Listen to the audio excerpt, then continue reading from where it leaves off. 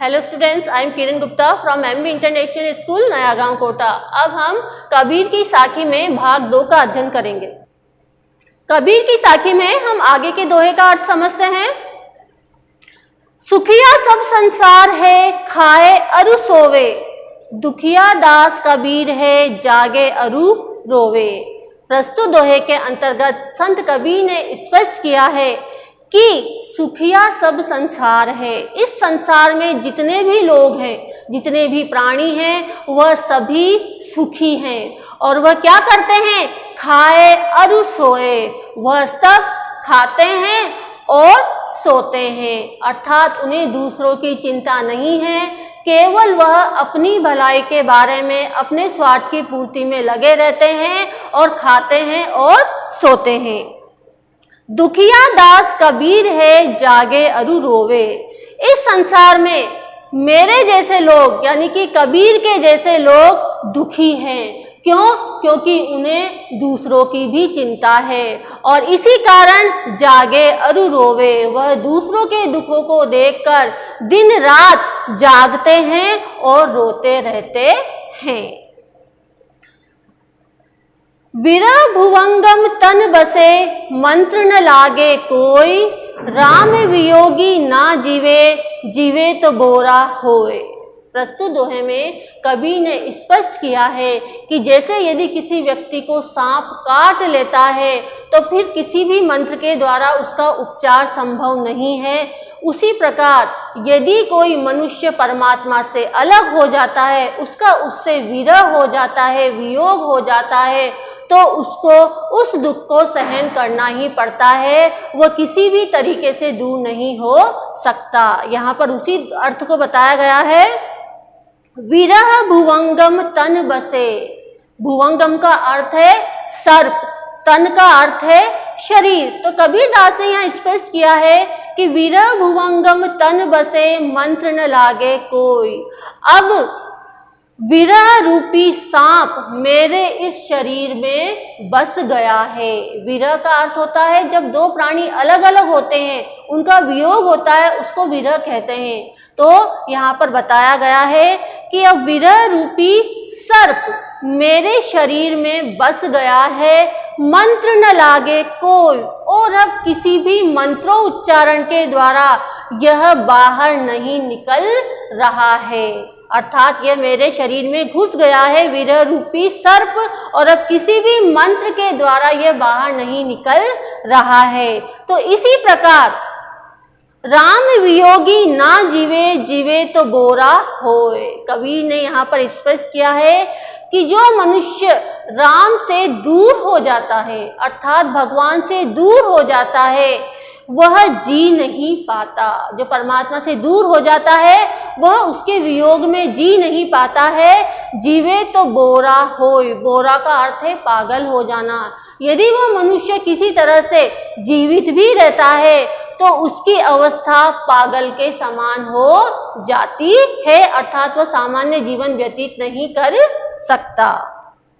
कबीर का अगला दोहा है, निंदक नेड़ा राखिए, आंगन कुटी बधाई, बिन साबन पानी बिना निर्मल करे सुभाई। प्रस्तुत दोहे के अंतर्गत कबीर ने बताया है कि हमें सदैव निंदा करने वाले पुरुषों को अपने समीप रखना चाहिए। निंदा अर्थात जो हमारे गुणों को, अवगुणों को, हमारे दोषों को हमें बताते रहते हैं। तो यहाँ पर उन्होंने कहा है निंदक यानी कि निंदा करने वाले पुरुष, हमारे गुणों अवगुणों को बताने वाले पुरुष। नेड़ा का अर्थ है समीप में, राखिए मतलब रखना। हमें सदैव अपने दोषों को बताने वाले पुरुषों को अपने समीप रखना चाहिए, अपने पास रखना चाहिए। आंगनी कुटी बंधाई, और कैसे रखना चाहिए? अपने घर के आंगन में उनकी कुटिया बनाकर। अपने घर के आंगन में ऐसे पुरुषों की कुटिया बनाओ जो हमारे दोषों को, हमारे गुणों को, हमारे अवगुणों को बताते रहते हैं। क्यों? क्योंकि बिन साबन पानी बिना निर्मल करे सुभाई। सुभाई का अर्थ है स्वभाव।